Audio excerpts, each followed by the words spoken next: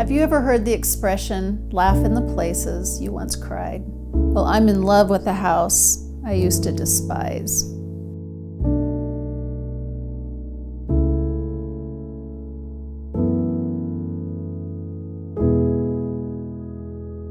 I came here not expecting whatsoever that I would ever come back within these walls, because me and my 39 siblings really resented this space.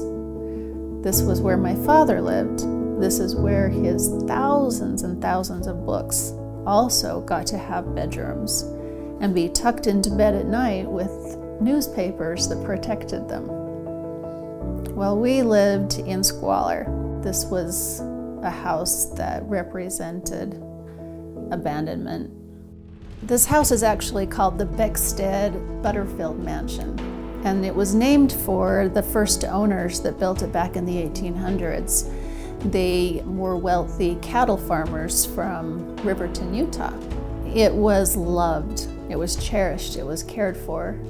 Years and years later, in 1979, when I was 11 years old, my father chose to rent this space.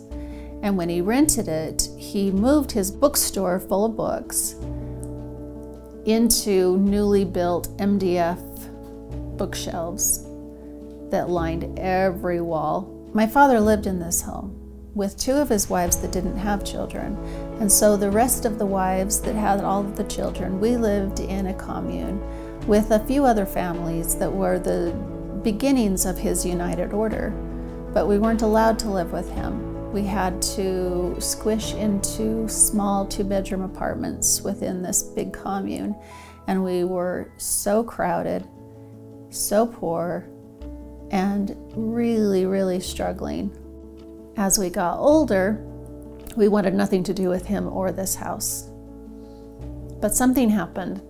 One day I was in my office with my sister, and we were talking about maybe starting a business, maybe a nonprofit that had something to do with our upbringing. And this idea came to me, and it was not mine. And the feeling was, you're going to start this business, and you're going to get an office at your father's old house. Within a month, we were moving our new office into one of the little rooms where we used to peek into as children. Now I get to go into any room I want.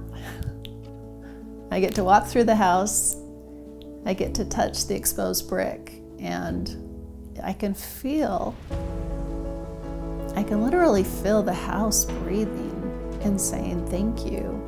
And I feel like a little girl empowered by being here. And I've gone through a lot of my healing in these walls. The business I started is called My Reinvented Life. It really promotes the God-given right people have to create a new life, to have choice, to know their core values, and to have the coaching that they need to be able to create a life that's in alignment with that.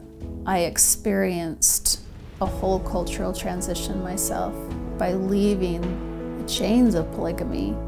I reinvented my life. This house was given a chance to be reinvented, and the whole energy and spirit of this house has changed. This house is filled with light. The 1800 stained glass sparkles. There's new millwork that's been put on the walls. What was once a rickety staircase that should have been grand had been boxed up and closed down. They used the stairs in the back. It's now opened up, and it's the hero of the house. It's beautiful. Just as I know that my life has been reinvented, this house gives that same opportunity, and I get to live within it. So yeah, I laugh within these walls now.